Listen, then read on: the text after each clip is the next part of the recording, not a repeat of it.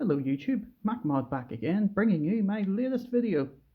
And I'm sure you've noticed straight away, we have a problem here. Because there are two problems in fact. The first being, this video stated that this was going to be an Airfix kit. This is in fact Tamiya, or Tamiya, or however you pronounce it. The second problem being, this says that this is an M3 Grant, and this is a M4A3E8 Sherman Easy 8. Or Easy 8, we'll just call it. Well, it's because there's a bit of a story here. You see, I had bought this kit just to build it, as is, have a little bit of fun, customize and Easy 8. And I noticed inside of it, there is a bracket in the engine mount to actually put an engine. So I was going to build this tank. And I also bought from MiniArt this Continental radial engine, the R975 engine in fact, which I was going to put into this. And then I decided, why stop there? Why don't I build the whole interior? So of course, because these only come with little half figurines, I needed a crew. So I again went to MiniArt and bought this, the US tank crew. But now you're wondering, where does Airfix come into all of this? Well, the only reason I haven't started this project yet, even though I've had it from October, yes, October, is because I'm scared to. I've never hand built anything before. I have hand sculpted maybe some detailing parts and maybe some parts to repair something, but I've never hand sculpted an entire set, let alone the entire interior of a tank that was never meant to have an interior. So I've held off. And then I decided, why don't I get myself a nice new project, see if I can get something to get the ball rolling. And I thought, I've never bought an Airfix kit before that wasn't in 1/76 scale or one of their ship scales. So I thought, I'll go for one of their 1/35 kits. And I bought this, the M3 Grant.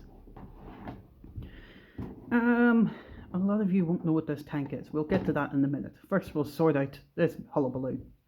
So I got this kit. And it's one of their newest ones. It came out August last year, August 20. I've not seen it about much, but you know, I've actually not seen any videos or photographs or anything of it other than a couple of completed builds. So I thought, yeah, well, there's an opportunity for me to do this. So I got it this morning. I opened it up, I had a look at it, and had a little look at the instructions.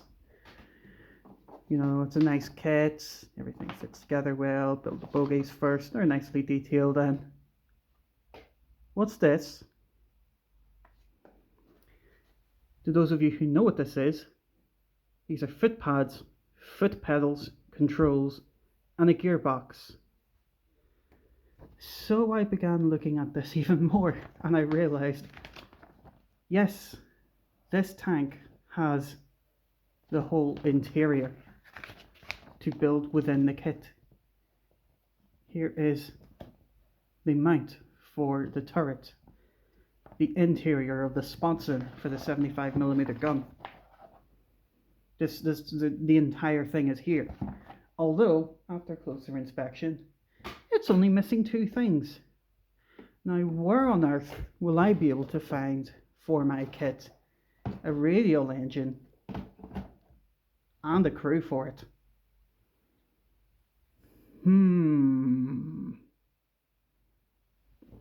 So yeah, moving along from that little side bit, that is what I've decided to do now. I'm going to build the Easy 8 as I intended. I'm going to put the engine into this, because the engine, if you'll notice, was actually originally designed for a model kit of the M3. Now that particular one is an M3 Lee, not an M3 Grant. If you're wondering what the difference is, if you take a little look up here, you'll notice this little box built off the back of the turret. And this was for the radio. British troops favoured having the radio in the turret. Made it a lot easier instead of having an extra crew member in here to operate the radio. So they had theirs that they got from the Lend-Lease program built with this little extra bit, which just made them the Grant. Now, the astute among you will say, well, you can't build this as you want because that is a US tank crew. Well, the Americans also had their version, the Lee, and given it was wartime and parts were in, short supply, getting them from one country to another, I don't reckon it's out of the question that maybe the turret of a Grant might have been installed into a Lee as a spare part. So that's the way I'm going to build it. I might actually use that as an opportunity to do two different paint schemes between the turret and the actual tank body. So on to the tank itself, the Grant. Now, the Americans, when they first designed tanks, this thing, as you can see, is very boxy. It uses rivet body, and you have the main gun over here, which is mounted in what is called a sponson. Essentially a box where the turret can move this much and that much up and down, and it cannot rotate freely. They were very unpopular, the sponson mount, but America went into World War II with a certain attitude, and that attitude was that tanks would not fight tanks.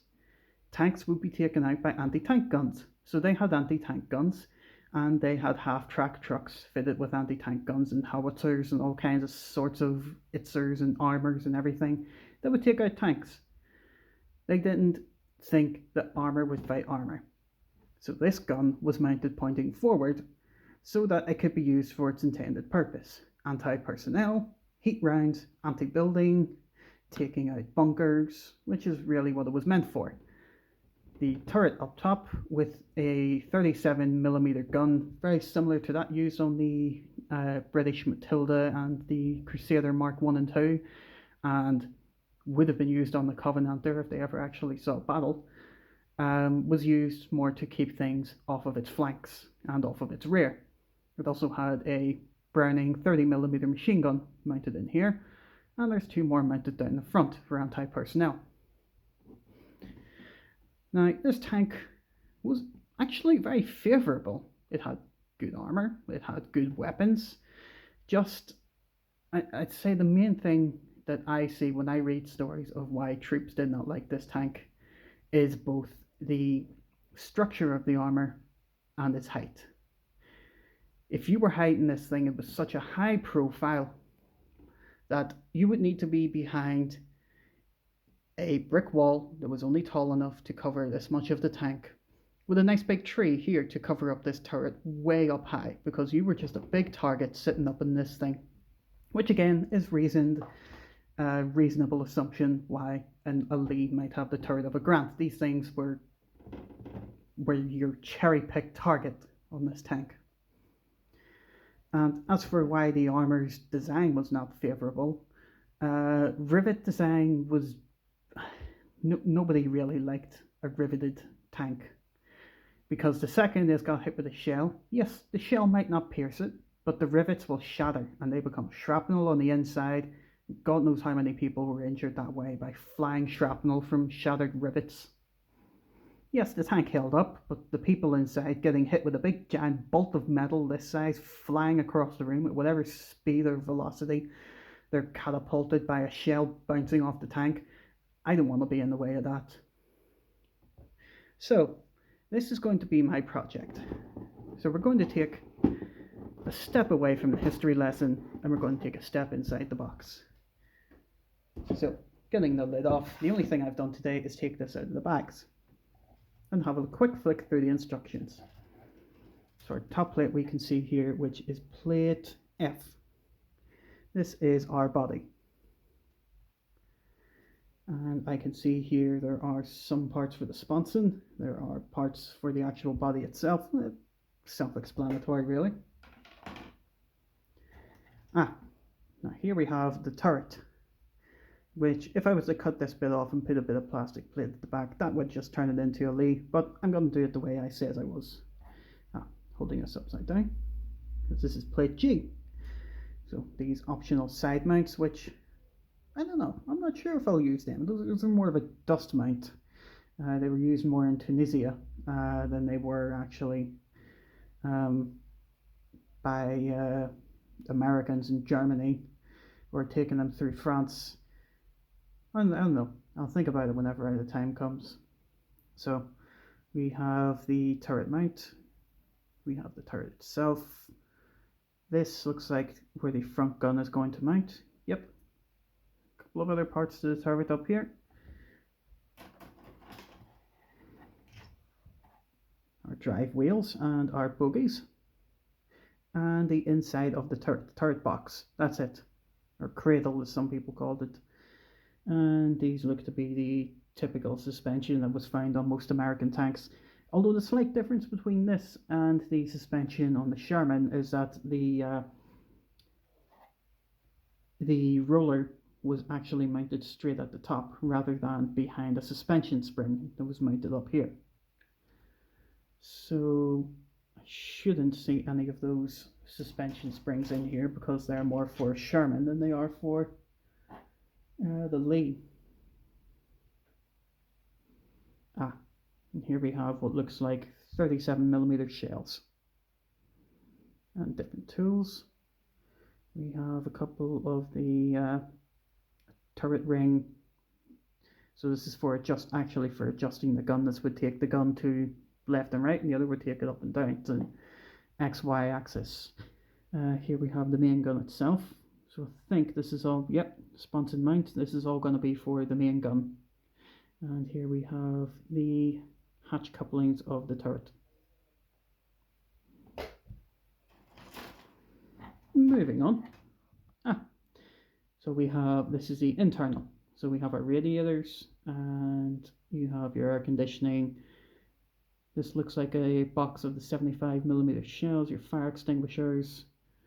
This is part of the aircon as well, I think. Oh, no, actually that is a mount for the gearbox. And what else have we up here? Bullet rounds. We have the aircon here. We have a few other boxes and platforms, controls. We have a couple of Browning machine guns down here. And here we have the tank itself with the escape hatch molded in. It's the first time I've actually seen that on a tank. The Tamiya Shermans are normally molded off of old remote control ones, so they don't have that molded into the bottom. We turn this around, we have what looks like is going to be the front and rear of the tank, mostly. With a couple of extra mounts, we've got the oil mounts here for filling up the tanks and filling up the oil for the bogies. This is going to be the rear plate where you would have access to the engine itself, and for reloading a couple of pipes for the other pieces. And here we have the wheels themselves. Oh, more bogies. Why is there more bogies? Shouldn't be. There shouldn't be these springs either. I wonder. Are these? I wonder, was this originally from a Sherman kit? Let's have a look. Yes. If I can get the camera to focus on that spot.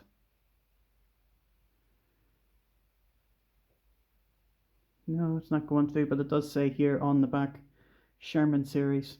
Yes, so there are suspensions for the Shermans here. This is actually good because I have a Italeri kit of a Sherman, the A1, which I'm going to build into Old Phyllis. But the suspension on it, the actual bogies themselves aren't that great. There's a lot of detail missing in them, and these are going to be brilliant as replacements. That's fantastic. And you've got your choice between solid cast or hollow cast, both with the bogie wheels, with the drive wheels, and with the idler as well. Excellent. And we have a repeat of that frame here, I think. Yep, same thing again, second verse, just like the first. We have decals, British decals for the tank. Now, of course, I won't be using these. I might use one of these for the turret, as it's going to be just a jerry-rig replacement for the turret itself. It's just going to be taken from one tank straight into the other and just sent back out as a hybrid.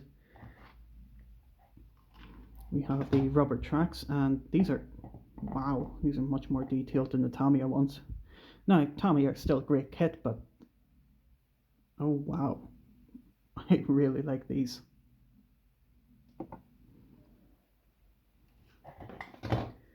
Ah, and the main body itself covered in rivets. So that's going to give plenty of wear and tear opportunity for painting. Right, putting everything aside, we're now left with this empty box. I think this is going to be an amazing build. So I'll show maybe 1 or 2 videos, a little compilation of gluing everything together, cutting it out. Well, maybe not cutting it out because it's a bit of a messy process, but definitely sticking it together and do a little compilation of it, throw it all together, and then we'll start getting on to some of the techniques for painting it. And adding in the engine, of course, will be its own video. So we'll take it from there and we'll see how this tank turns out. Now, again, if I do anything that you can say, oh, you should be doing it this way, or you shouldn't be doing that, that's just more difficult than doing it this way, forgive me. I am a real beginner at this and I'm trying my best. So just, let me learn. If you got advice, I would love that. If you have criticism, go easy on me, please. So let's, get on to the next video whenever I get around to building this. So these could be weeks apart, months apart, whichever, it just really depends. And even maybe take a break from it in between to get working on other tanks because I have a lot to do. I have the Sherman Easy 8, I've got this tank, I have the A1 Sherman, I have a Cromwell, the Matilda to finish off, I have a Jag Panther, the King Tiger, Bismarck, also an Airfix kit, the Airfix 176 Cromwell, Hawker Hurricane Mark 1, also Airfix. I have a lot of kits. I have a lot to do, and I'm going to enjoy every single one of them, but I like to put time into them. So, yeah, let's end this unboxing video there. Tell me what you think of this new series I'm doing. Any advice that you can give again, I would be much appreciated. And I'll see you in the next video.